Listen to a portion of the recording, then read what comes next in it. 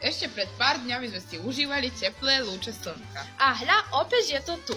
Najbližšie a najčastejšie ročné obdobie. Zima. Zima je ako obrovský vankúš naplnený tým najbližším a najmäkším perím. Ktoré je tak dobre našušorené, ako keby robili najjemnejšie ručičky. Keď pada sneh, vyzerá to, ako keby niekto rozsypal z obrovského batohu veľké a biele snehové vločky. A tie vločky dokážu rozjasniť akúkoľvek tvár. Deti sa guľujú. Nočence! Pozerajte nás každý deň na Hlas ľudovom YouTube.